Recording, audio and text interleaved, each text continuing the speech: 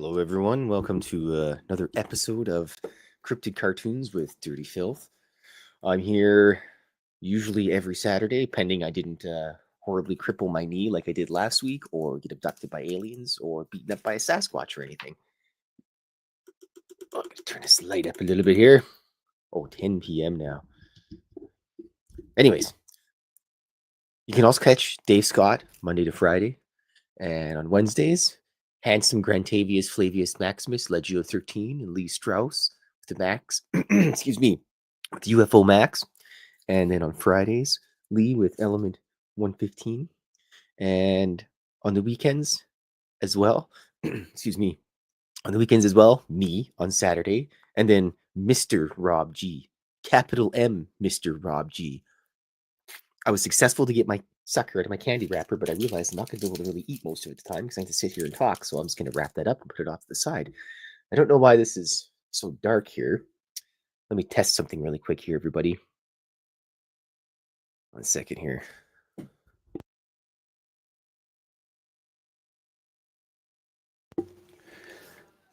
I always forget about my little I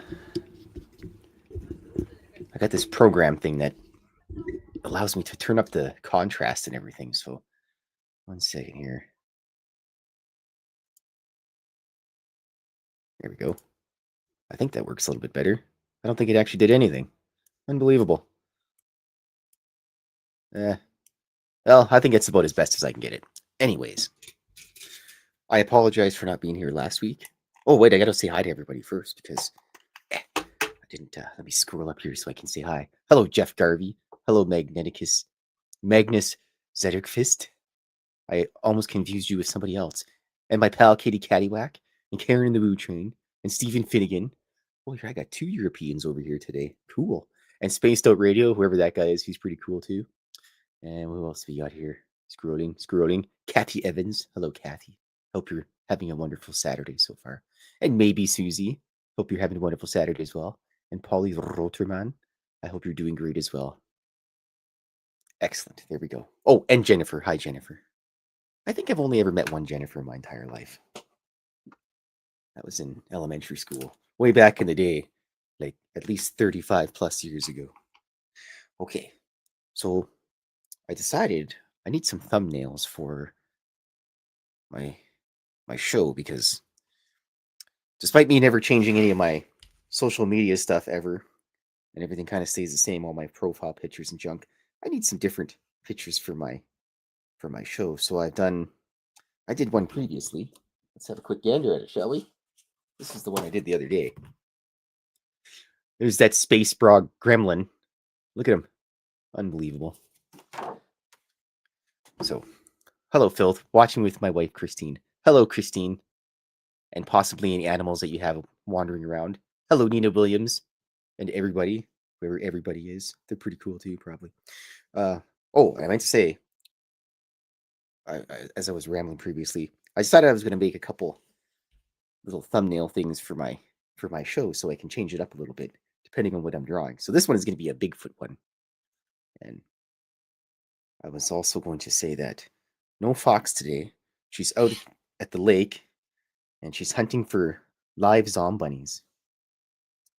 And speaking of fox and her creations, the Dogman bundle that we had was sold yesterday. So the Dogman plushie, let me grab him real quick so you can see what he looks like. Look at that dog, man. What a handsome fella. He's even got little fangs and his nice bushy dogman tail. Nice. You can sit right there, buddy boy. He's got a new home. He's going out to a small town and he'll probably pester the local wildlife and any farm animals that are there or protect them, one of the two, who knows. But they all have a soul, which is very important. So anyways, this is going to be one with Bigfoot and the Cryptid Cartoons logo. I guess it's the logo. I don't really have a logo for it. I should maybe invent one up. But not today. Today's for drawing this. So I have 3 ideas. Well, 4 ideas, actually.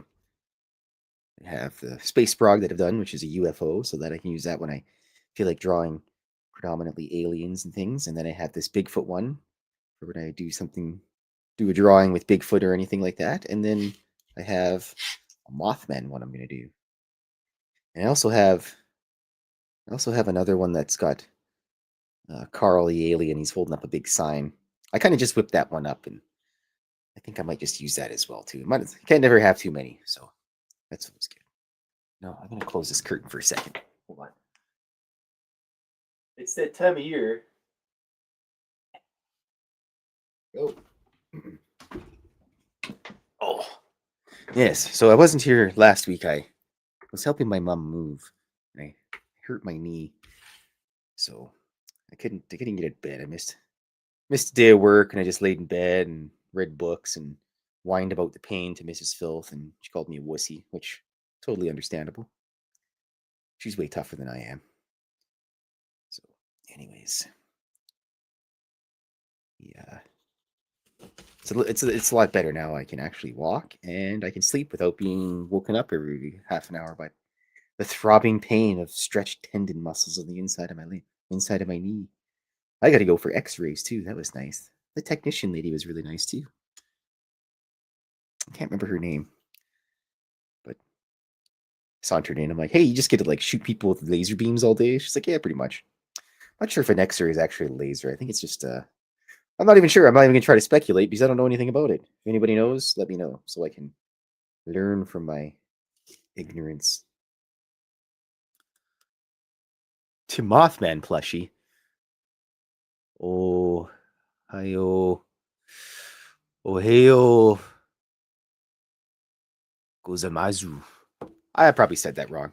My Japanese is little to none. As a matter of fact, I don't know any Japanese, so. But hi, Bino. Baked Bino. All right.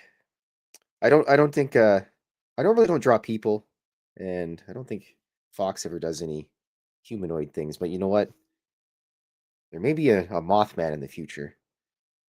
I'm probably going to go to the Vegas thing, like 99% chance I'm going to go there, so I'll probably end up bringing some plushies and some drawings with me, which is going to be awesome.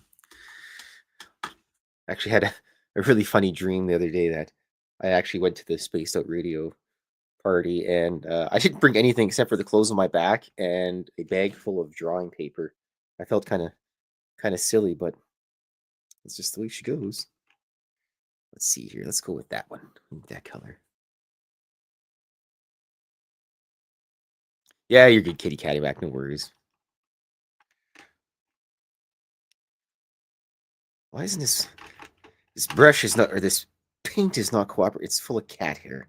You know, I have a little kit that I put this stuff in, and I close it all the time, and it still somehow gets little gargoyling gremlin hair in there. Cats, I tell you, they're out of control.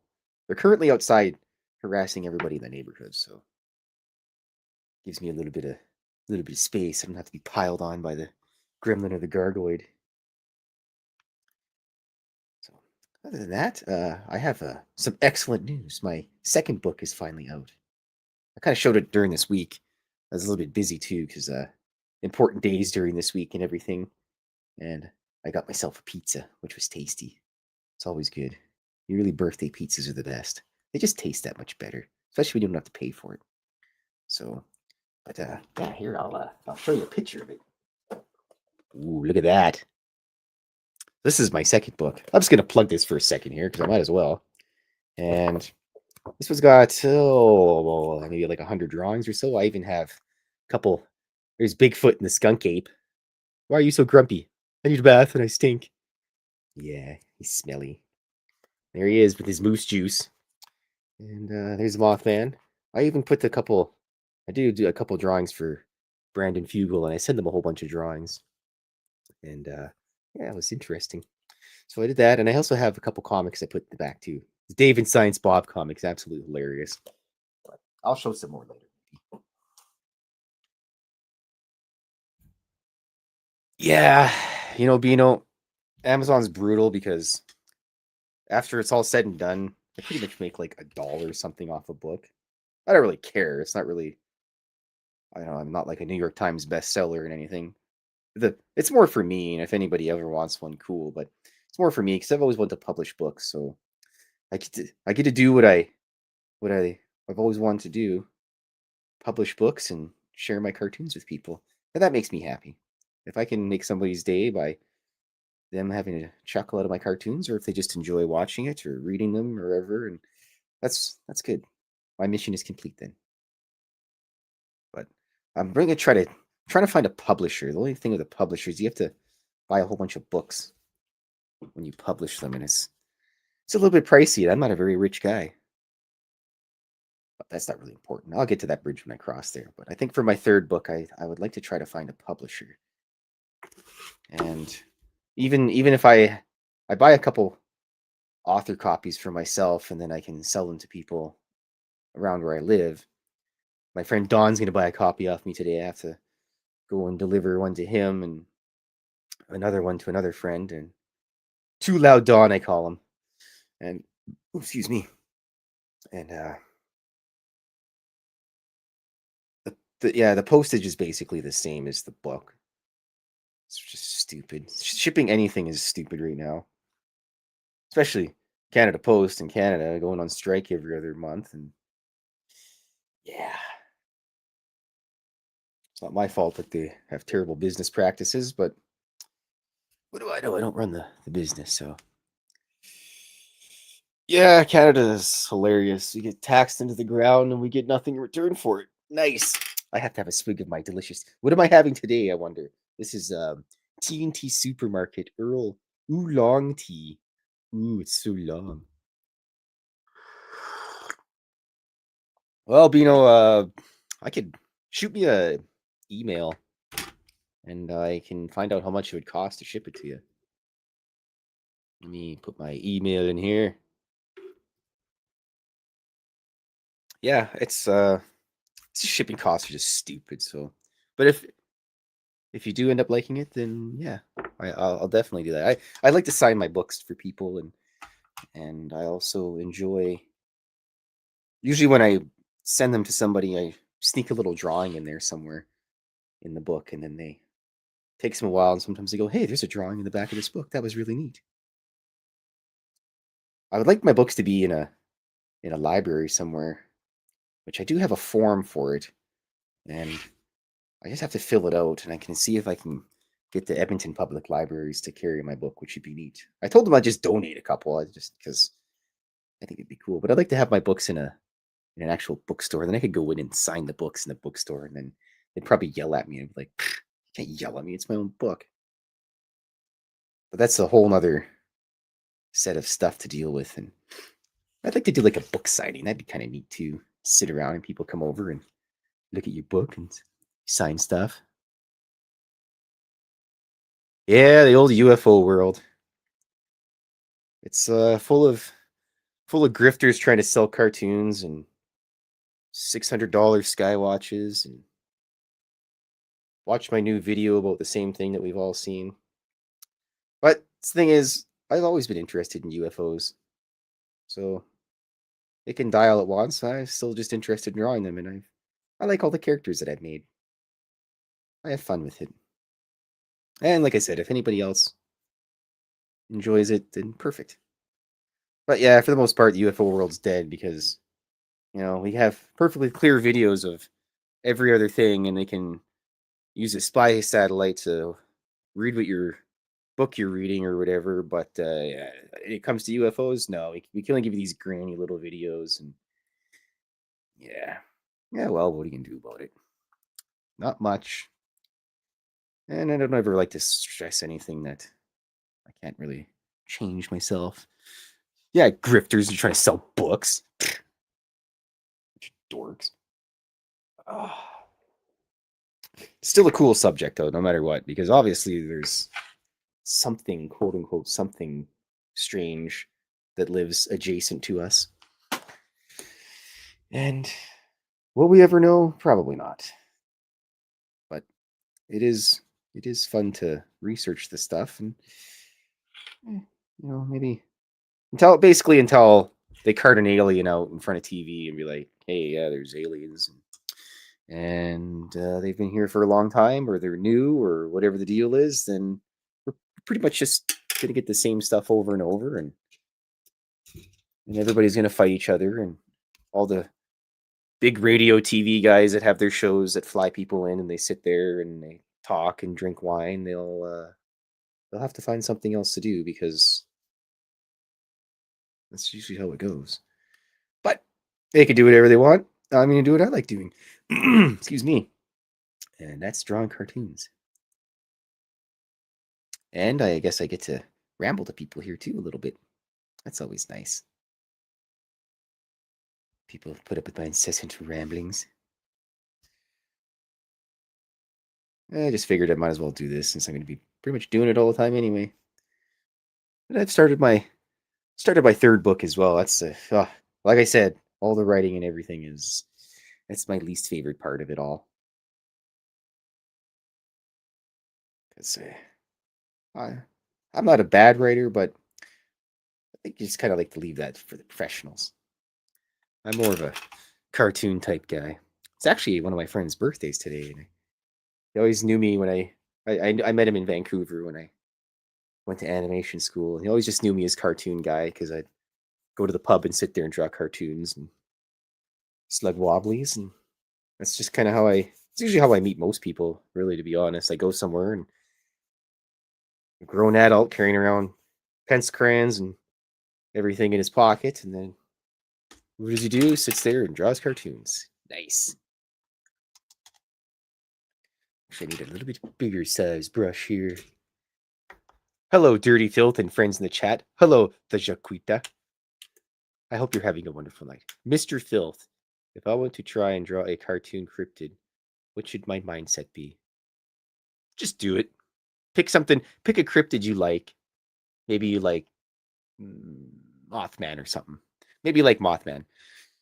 And then what I would say is go and look at a whole bunch of other drawings from different artists and pictures and read about it a little bit and decide how you would like it to look. Because, for instance, Mothman, some people give him a more mothy insect-like appearance, whereas my Mothman, he's got the bat wings and he's just got a fuzzy body and big red eyes and some antennas. And then what I would do is just pick whatever cryptid you want, read about it a little bit, and just start drawing it a whole bunch of different ways. Have him standing there, and then have him waving. And then maybe... Ow. Apparently I cut my thumb at some point in time. And then maybe have him draw him running or something, just different little poses. And draw it a whole bunch of different times, because the more you draw something, the more you start to think, hey, this I might change this. And I mean, my aliens used to have really pointy heads, and my Bigfoot used to be really, really fuzzy. It was less defined. So, and same with my goblin. So eventually you'll just find some style that you like with it, and then just work with that. And eventually that'll even change. But the most important thing is to just don't worry about doing it. Just think about the end result that you're looking for. And then that way you have more fun with it. Yeah, make yourself a cryptid. There you go. You could be Baked Beano the cryptid. Ooh, look at that nice bright sun. We don't got too much sun left anymore here in Canada. It's getting darker every day, and then eventually the old classic Canadian thing, you wake up in the morning and it's dark, and then you go to work and it's dark, and then you have a little bit of sunlight during the day, and then by the time you get home, it's dark on the way home again. Oh yeah. Oh, cat fuzz.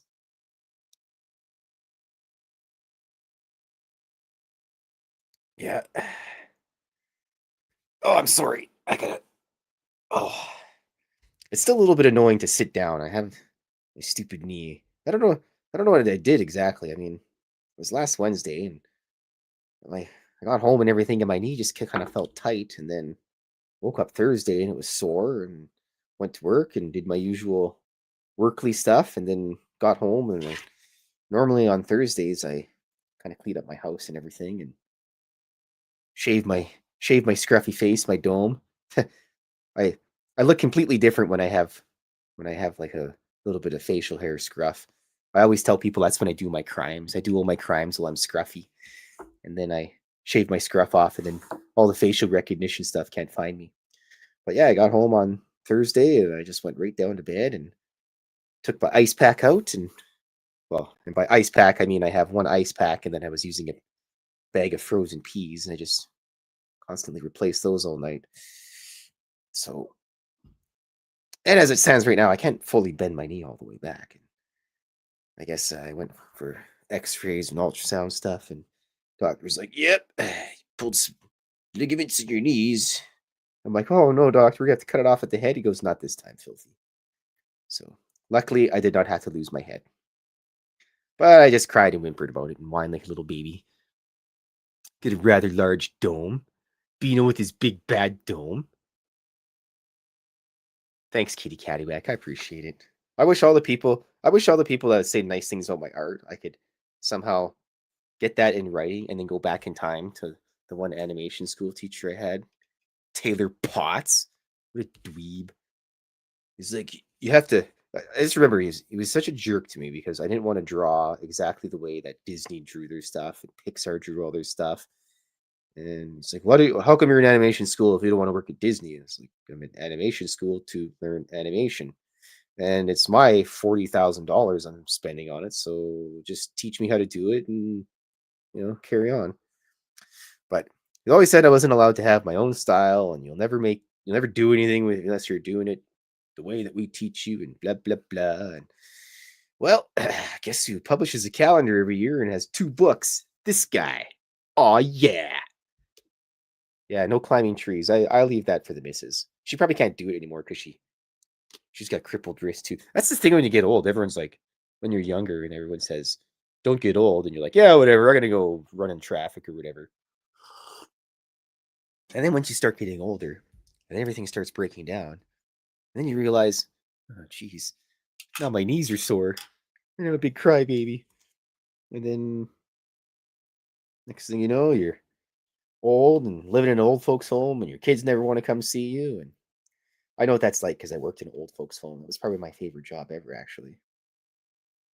Well, besides getting paid to draw cartoons, but or when people buy my cartoons and junk and whatever. But yeah, I think working maintenance at old folks' home was probably my favorite job.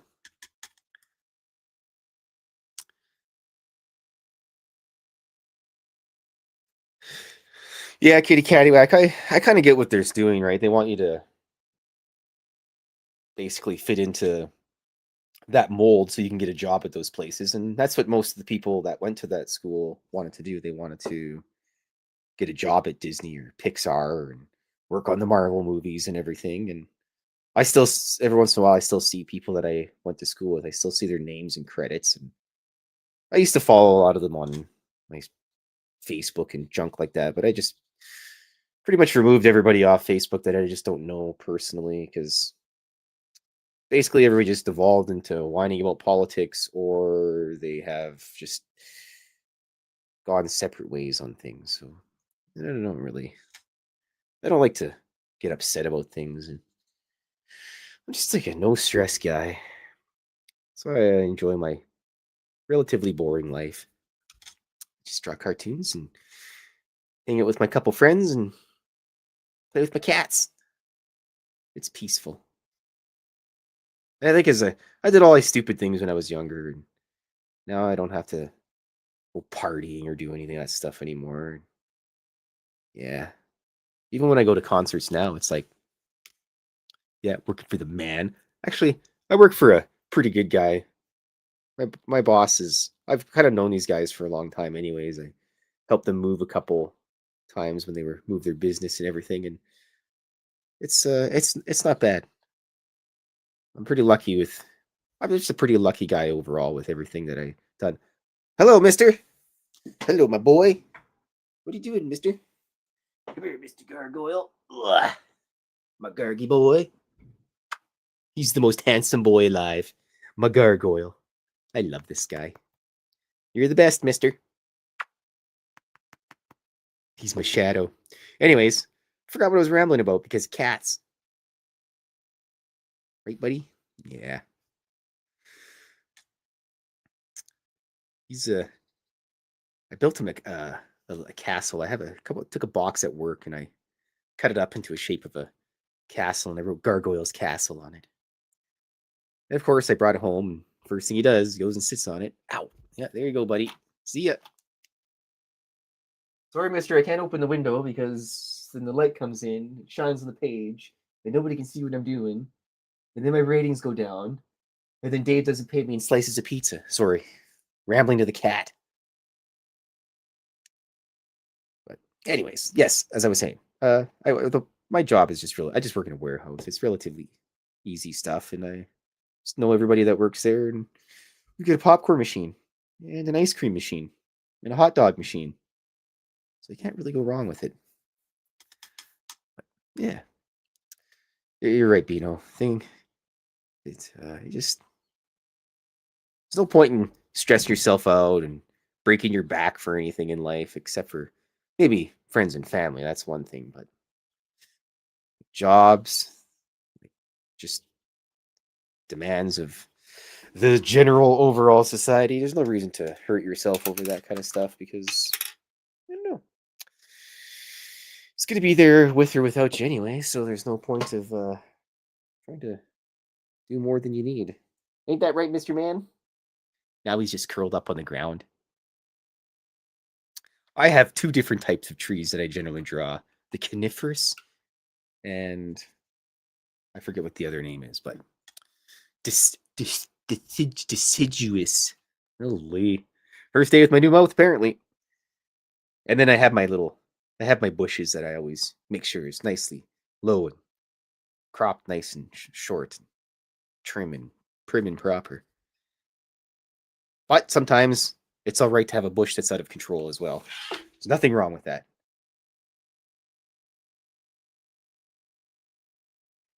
And then, actually, to be honest, excuse me. Oh, inhaling saliva, not smart. Hello, my boy. Hello, my boy. The bushes that I draw, I kind of got the idea from Mario Brothers games, where they're kind of rounded on the top. So that's where I got that. And the sun, my sun that I draw with a little spikiness, uncontrolled bush. Yeah, the Jaquita, it was preferable to have that back in the day. But the sun is, I took that idea, kind of that shape and style from in Mario Brothers 3 for regular Nintendo. There's a level where there's an evil sun and he flies around and tries to hit you and everything. That's kind of where I got that idea from. I used to draw the sun really angry and grumpy, and my moons used to be sad and depressed looking. But then I just kind of figured, and I used to draw my moons as like a blue color as well. You know what? Big Bino, I still have some old club magazines from like way back in the day. Because there used to be a comic in them. I think it was Club Magazine or like Hustler or something. Anyways, but there was this cartoon in it. The comic strip is called Sizzle, and it was some chick with just ridiculously large boobs. Like it was just out of control.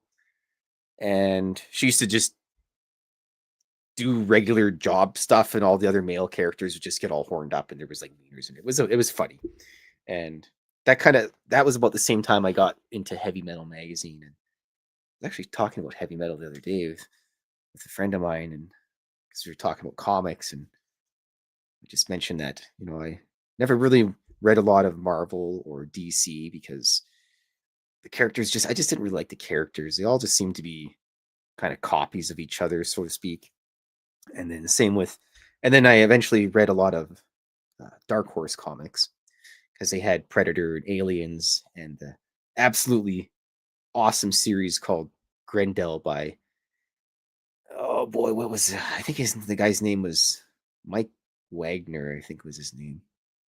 Wagner if you're German, but no, it's bugging me. I don't have a book up here, do I? No, I don't. Anyways, the Grendel series was really good. The War Child was my favorite spin-off of that series, so to speak. So, and then Wayne's Card Shop here in Edmonton he used to have Conan, like the Marvel Conan, which was probably the only uh, Marvel stuff that I like to read. And beside them, the one day I noticed this book called Heavy Metal. I went, hey, cool, I like heavy metal music. And I thought it was about heavy metal music. And I opened it up, and then there's boobies and violence and aliens and cyborgs and swords and sorcery and all this stuff. And I just went, holy crap, this is the coolest thing ever. And yeah, so that's what kind of got me hooked on that. And then never looked back. I actually went and renewed my subscription to Heavy Metal Magazine today. Just brutal though, because it's in American dollars. Good, it's like 72 American dollars is like 10,000 Canadian. So basically, I have no hope of ever owning a home because I bought that subscription. So, but yeah, that's where I got. That's where I ended up learning about Milo Manara, my favorite artist in the entire world. I have his paintings all around me here in my studio because he's absolutely awesome. I've rambled about him a million times, so I won't bore everybody with that story again. I have to have a swig of my tea because I'm drying up here, folks. Oh, see, in the you should see how long this cat is. He's like 10,000 feet long. Yeah. But anyways, you hear me whining, it's because my knee's still sore. So, and I don't have a. My desk is right up against the wall. Otherwise, if I could, this brush has almost had the biscuit. I'd say so myself.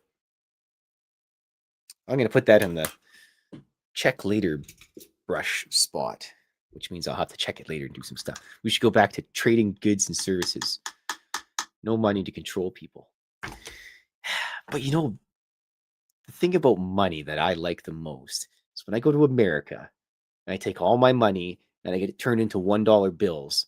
And I feel like I'm super rich because I got this big fat stack of cash. It's like 25 bucks, but I feel so rich. It's just cool. But at some point in time, money will end up always becoming a thing because you need to have some kind of tangible something to actually trade. Because then otherwise, if you don't have any talents, like if you're not a blacksmith or you can't build a house, then you have to trade your skill of labor, which would be me working in a warehouse, driving uncertifiedly, doing jumps off the ramps with the forklift, and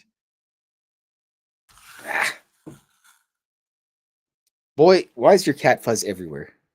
Hold on a sec here. I can't get the cat fuzz out of there.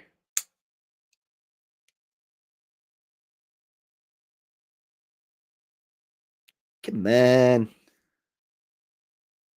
There we go. Excelente. But yeah, eventually at some point in time, you'll have to trade your to have a home or live or eat or something. And you don't have any specialized talents like blacksmithing or whatever, then you basically become a laborer, a soldier, or something to that effect. And then how do you compensate those people?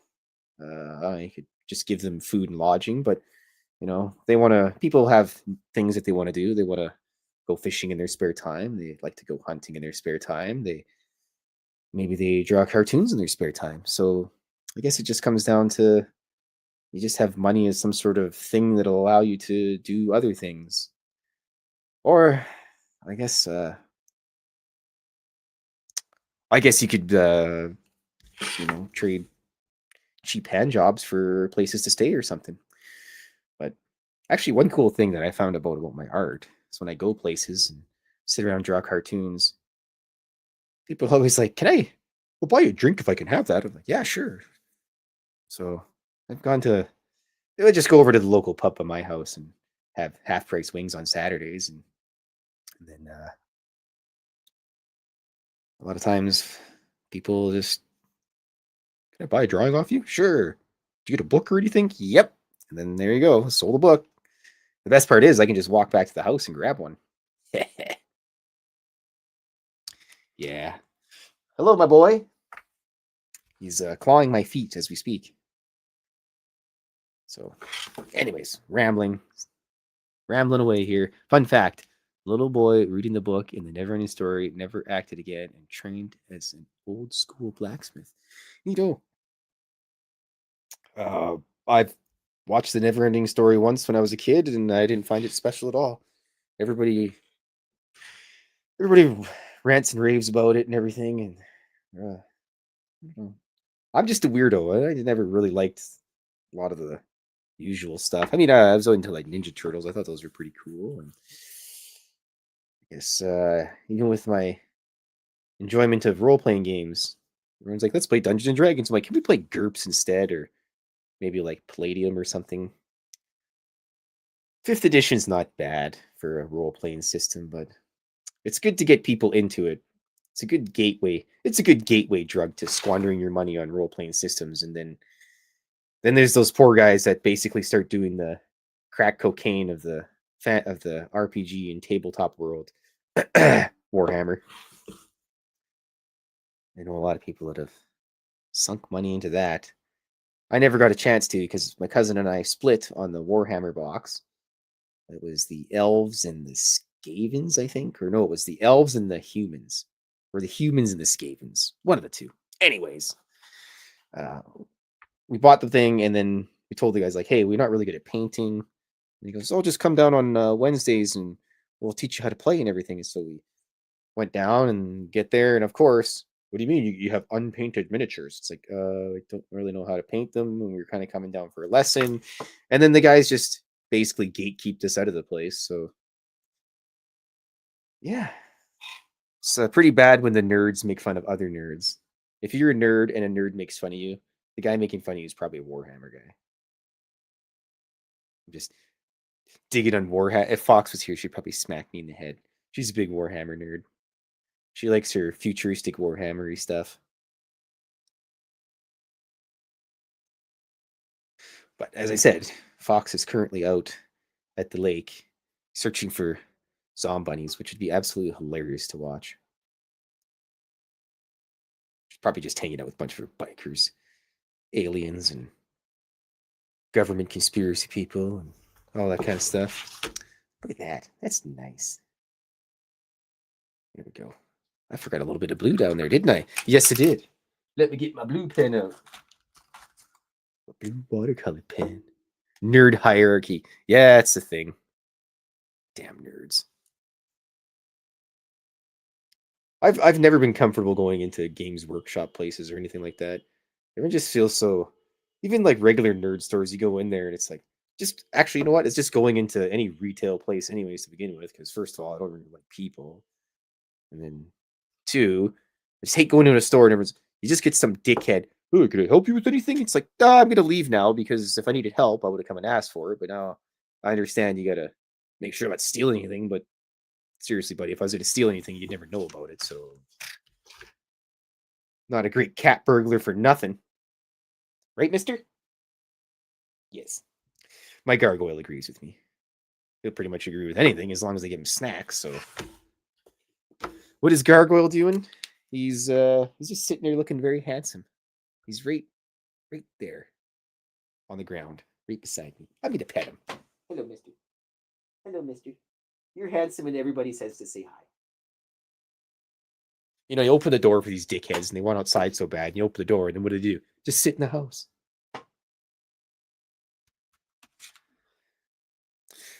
An interesting, excuse me, interesting fact about the gargoyle is he's a water cat. I may have mentioned this before, but anytime I have a shower, he's got to be right there on the side of the shower, getting soaking wet. Anytime I put the sprinkler on, he's out there in the sprinkler. And he comes in the house all soggy and climbs all over people. And yeah, he's a good boy. I love him. Right, Mr. Man? Now he's licking him. He's licking his butthole, everybody. Avert your eyes, children. I have to have a swig of my tea here.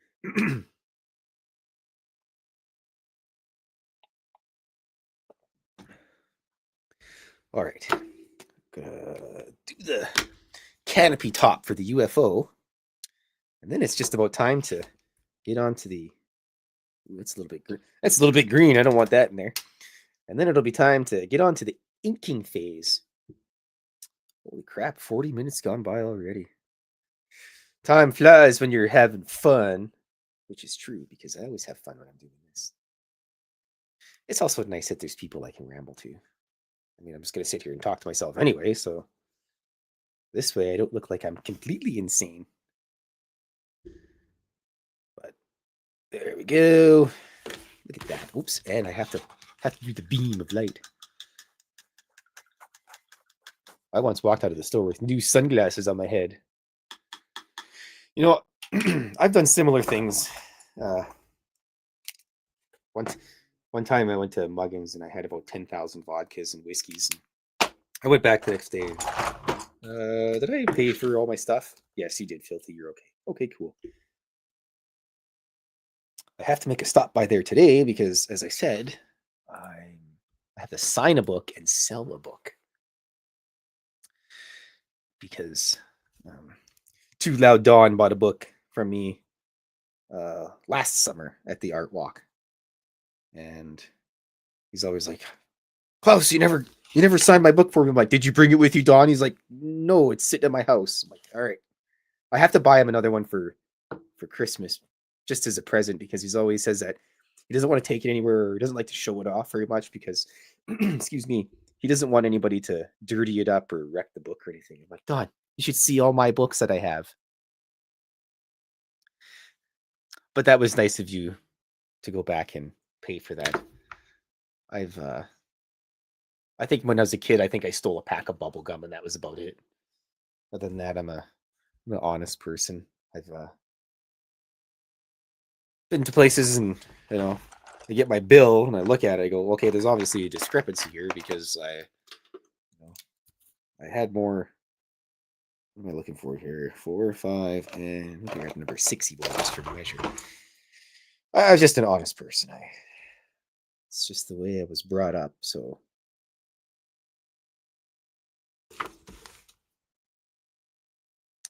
I've even been to. I go to like if I go for the odd time I go out for like a burger or something. I always go to as many mom and pop type restaurants as I can go to. I don't really go to chain restaurants or anything. But I have a habit of calling these places back and telling them that they, I made a really good donair there, buddy. Oh, thanks. It's funny you call them, you go, hey, I was just there and I bought a chicken shawarma from you guys. They're like, oh, okay. And I'm like, I just want to say it was really good. Thank you. I appreciate that. And then they're like, oh, okay. And they're expecting you to just start ripping into them. But I think people should do that more often. If you have a good experience somewhere, let the people know, especially anybody in retail or anything like that. Everybody should have to work retail or in a restaurant at least once in their life for a couple months, just so that you understand what those people have to go through.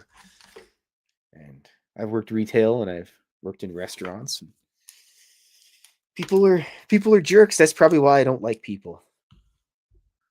Well, actually, I can't really say that I haven't liked people for as long as I can remember, but people that work in the restaurant and hospitality, that type of stuff, they have a pretty. It's a tough job, whether anyone wants to believe it or not. Oh, you just flip burgers. Oh, you just make sandwiches. Oh, you just pour beer.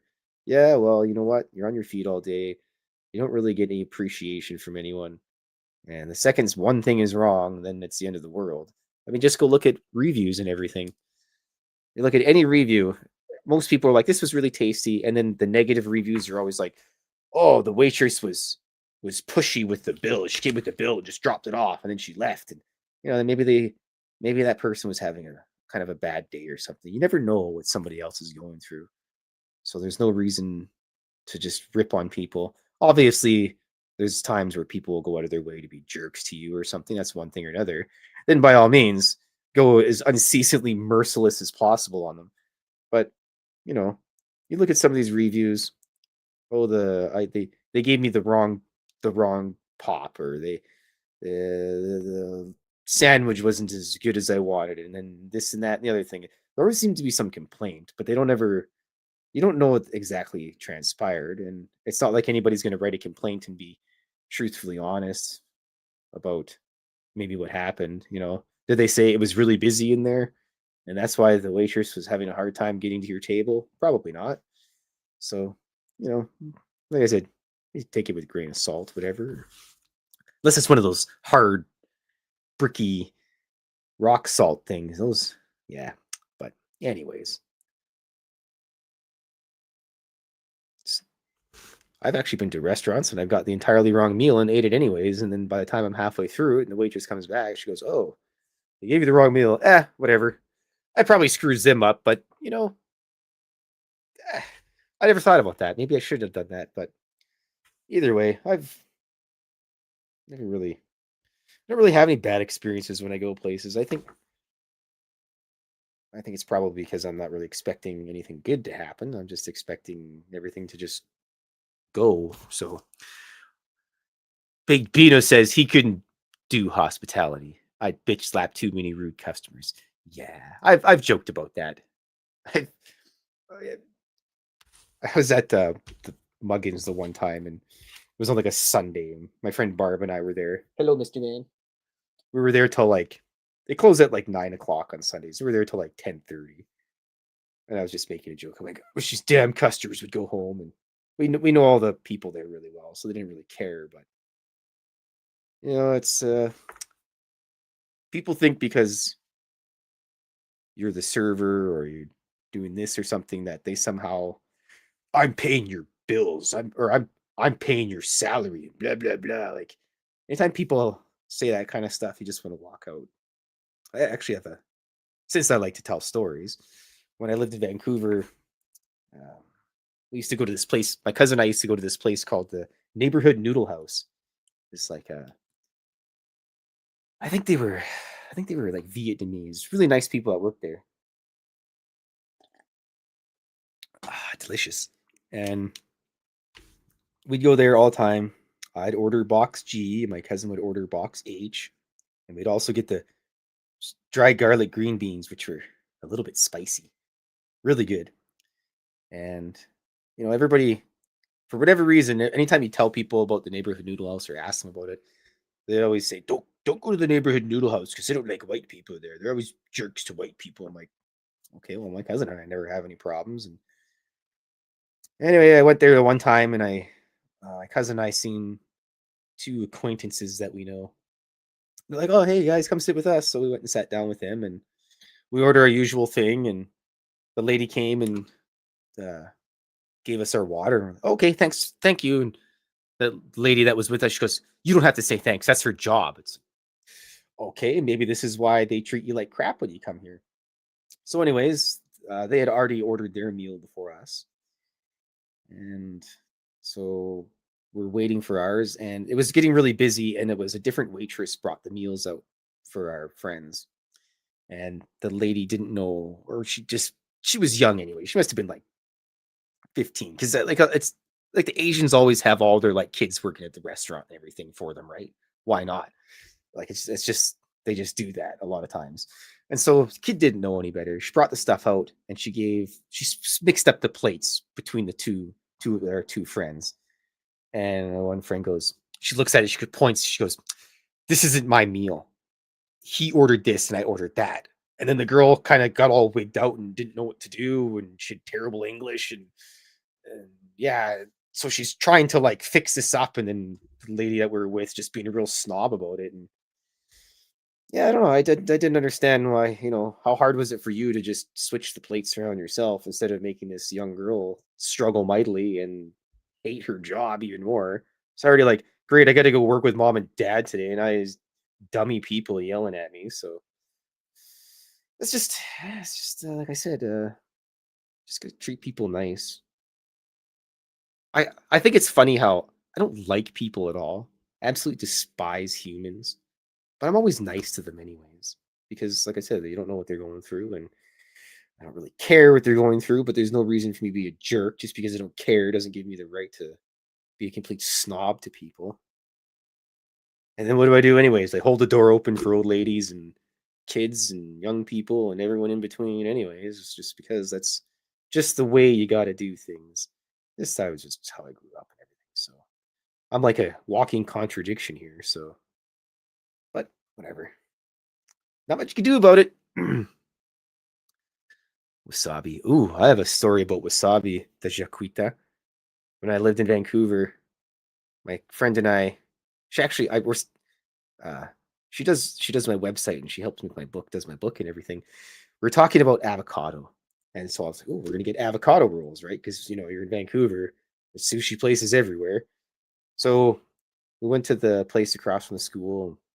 It's like, oh yeah, avocados, all this stuff, and talking about it. And I ordered some avocado rolls and blah blah blah. And so our plates come, and I have avocado on my mind, and I scooped up the big glob of wasabi and ate that sucker in one shot, and I could basically smell colors at that point.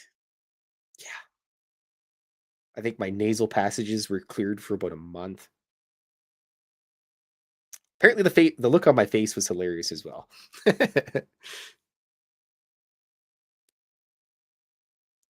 Once my brother and I went out and ordered a strawberry daiquiri, and I ordered a scotch and water.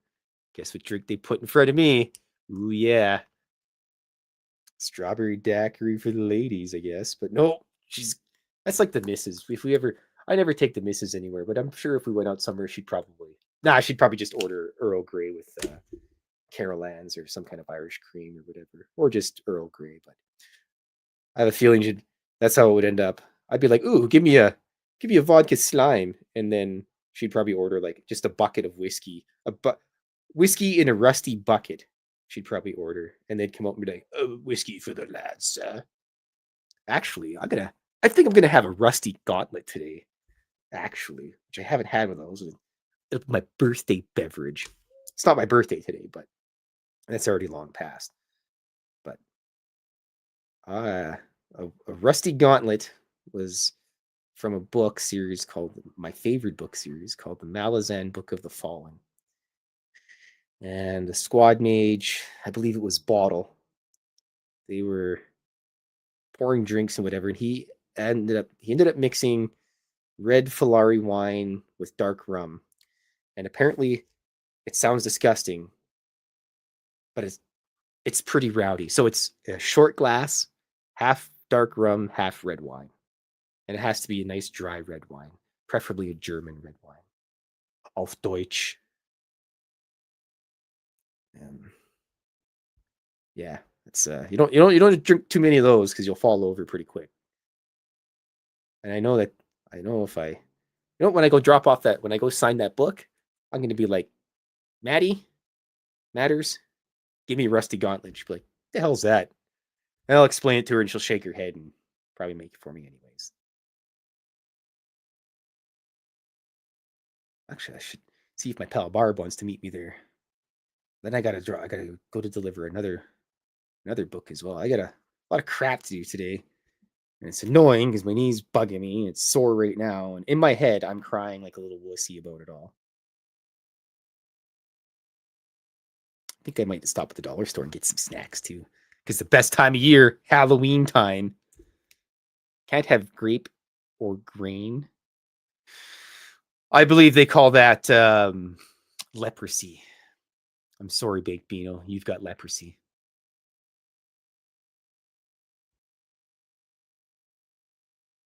I know it's not leprosy, but that's what I'm going with.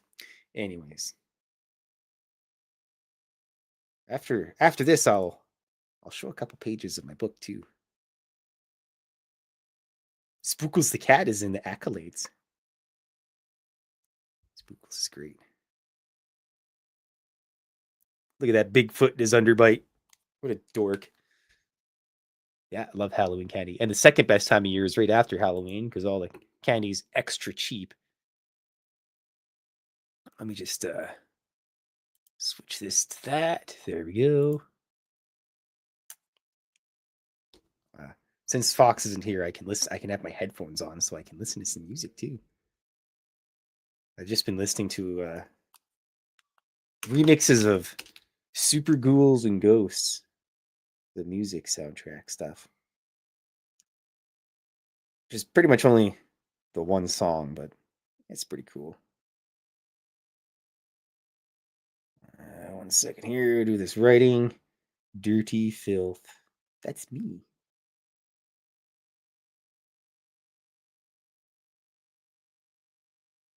There we go.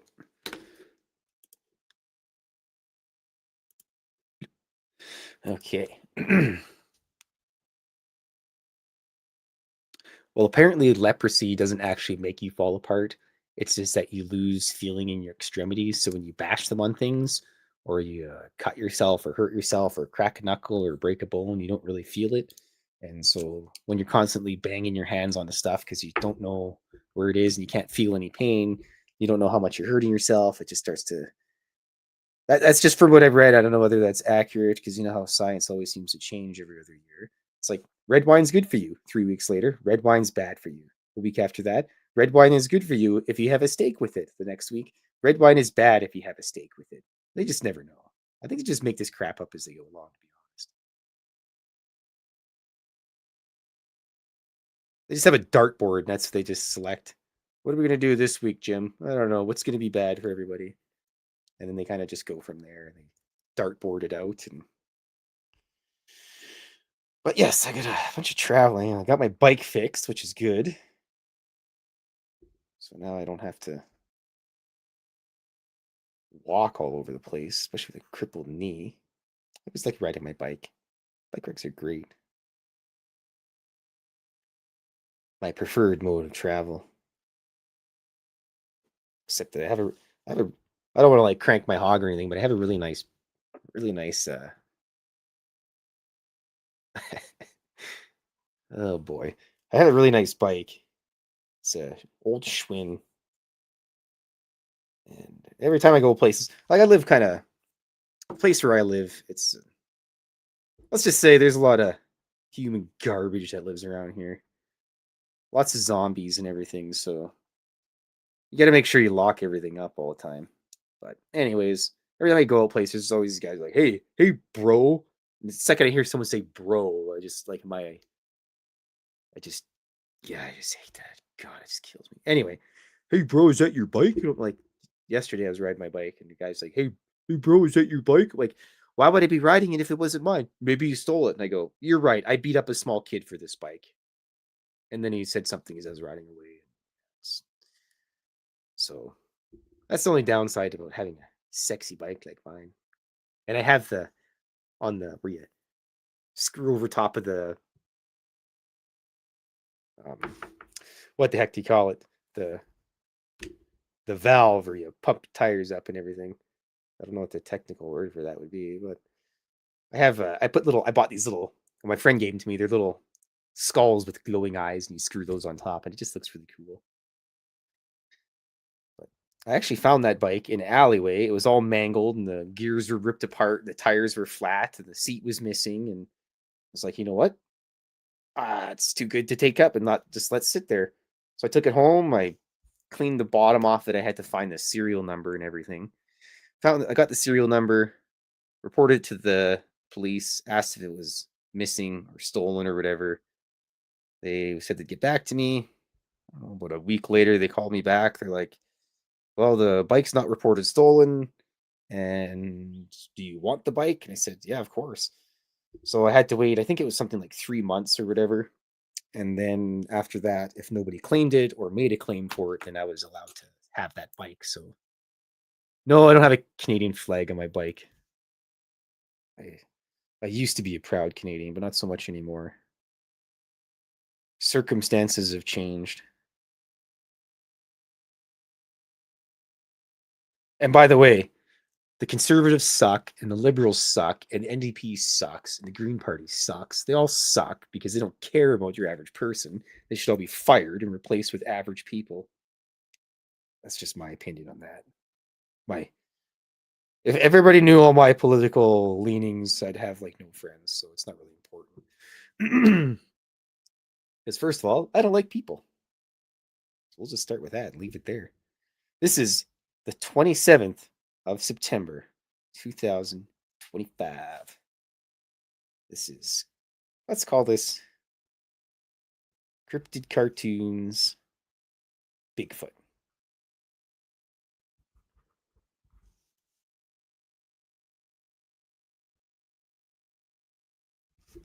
There we are. Nice. Let me get my little frame here so I can put the frame over it. Oh, isn't that just cute? Look at that. Even got a little alien in there. Look at Carl hanging out in the forest. What a dork. I have a Spaced Out Radio sticker on my laptop. On my laptop that I have for work, that I do my bookings on, and this one as well. Okay, as promised, everybody, let's I'll show you some of the inside of this guy here. This is my breaking accolades. You are my favorite artist and the bestest in the whole world. A cat named Spookles. And then we have, this is the Filthy News Network, by the way. And we have, thank you for bringing the ranch to life with your art. Warmest regards, Brandon Fugel. And then the drawings are distracting. Some guy on YouTube. And then I have, this is my accolades page for all the other people that I cared about. Special dedicated to my grandfather. He allowed me to pursue my artistic adventures. Special thank you to the following individuals and my muse. My mom and dad, my other mom and dad, my second story girl, Fabala Ellis, and Nicole Sakic. She's a pretty good influence on me. Her and I talk once in a while. And then I have this page, Grant Cameron. It's all connected. Heck yeah, Granty boy. And then this is the Lazy Human's Guide to Strangeness. So I guess I could read it here real quick for you. This is the second collection of cartoons that involve the phenomena in the world. Weird things have happened since the previous book, and I took the time to look into the subject a little deeper. We're still no closer to having some government suit stand at a podium and tell us, well, we've got aliens. Or perhaps a clear photograph of Bigfoot stealing pies off grandmother's windowsill. But that doesn't mean we haven't had personal encounters, whistleblowers telling us stories, or compelling evidence since the last book. I plan to make these books a little more structured, so they aren't all thrown together like a delicious plate of nachos. However, much like a session of tabletop role-playing games or the government flip-flopping on the whole UFO subject, it will probably change over time. It's probably still nuts, bolts, and consciousness and quantum energy beams. Maybe all at once, maybe not. I have much to learn. Oh, hello, Tyler420. And then I have some characters in here, the little dramatis personae, because you got to have those, and then some of the cartoons. Here's Dave and Carl at the beach.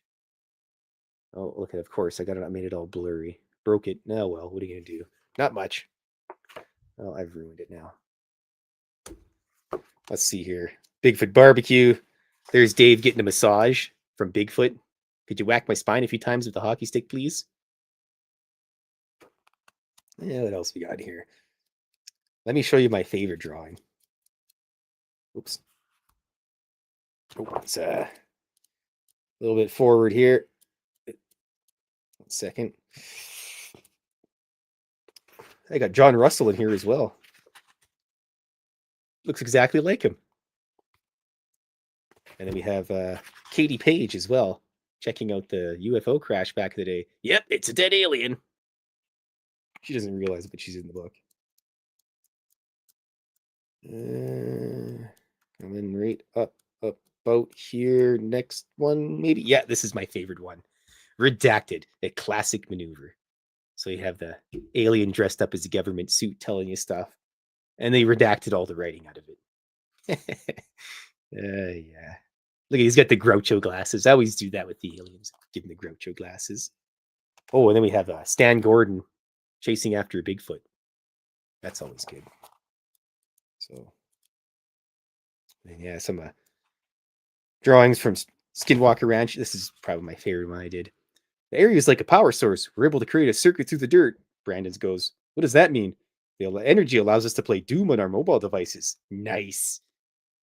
Yeah. That's pretty accurate. And what else we got here? We got that cartoon, and then this is the Dave and Science Bob Adventures.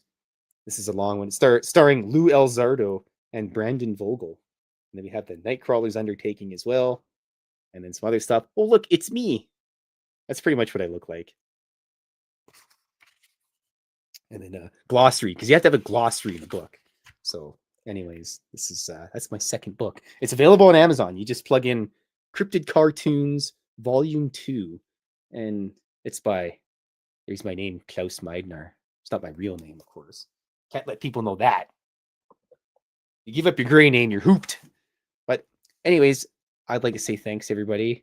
I apologize again for not being here last week. I'll try not to cripple myself anymore. I'm just going to get old and lazy and fat, so I can just be stuck at the computer desk all day and draw cartoons.